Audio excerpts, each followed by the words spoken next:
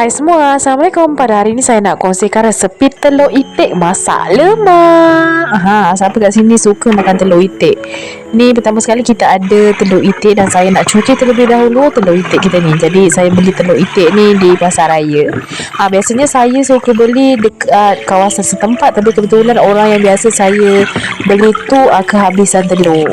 Jadi terpaksalah saya beli ke pasar raya. Nah, kemudian ini sebagai tambahan saya nak gunakan sedikit keladi dan juga kentang. Ni saya dah rebus awal-awal, okey, sehingga empuk. Sekarang mari kita ke langkah selanjutnya. Saya terus masuk ke proses masak-memasak. Di sini saya terus masukkan santan cair dan santan pekat. Kemudian saya terus masukkan bumbu dia. Bumbu dia macam biasalah, bawang merah, bawang putih, halia, serai, kunyit.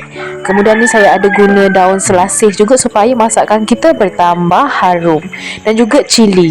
Saya suka kalau masak telur itik ni dia pedas-pedas macam tu. Kisarkan semua bahan, lalu beginilah kejadiannya. Sambil tu jangan lupa masukkan garam sesuai selera, penyedap rasa ataupun MSG. Bagi yang gunalah, yang tak guna boleh skip bahagian ni. Ni kita tinggal tunggu sehingga ia mendidih kuat. Setelah mendidih kuat, dah naik bau, jiran kiri kanan dah bau, bolehlah masukkan kentang dan juga keladi kita. Ni tak perlu tunggu lama sebab kita dah rebus awal-awal kan. Sekarang saya tinggal tambahkan asam keping, supaya dia ada rasa asam-asam sikit. Tapi sebenarnya kalau ikut-ikutkan tak ada rasa masam sama sekali pun. Nah, kemudian bolehlah kita pecahkan telur itik kita ni. Sebenarnya telur itik yang saya beli ni tak berapa nak elok. Sebab apa? Menurut saya telur itik ni dah sejuk. Sebab apa? Dia melekat dekat cengkerang dia tu. Jadi bila kita pecahkan dia susah lah dia jadi pecah.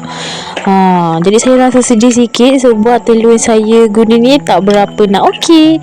Sebab tu saya lebih suka beli kat kawasan setempat saya, jadi dia fresh lagi. Kalau kat pasar raya ni kan kita tak tahu kan berapa lama telurnya. Nah, ini setelah kita pecahkan, kita tutupkan periuk kita ni, lalu matikan api dan biarkan hingga ia sejuk dan jangan sentuh sama sekali. Dan ini dia setelah ia sejuk. Jadi saya tak bagi sentuh supaya telur tu tak semakin hancur lah.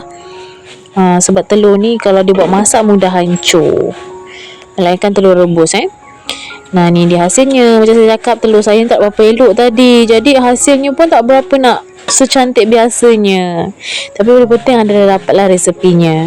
Untuk telur ni nanti mungkin anda tahulah nak cari kat mana untuk mendapatkan telur itik yang terbaik. Jadi saya harap anda suka dengan resepi pada hari ini. Simple saja kan. Bahan yang digunakan juga merupakan bahan asas yang biasa.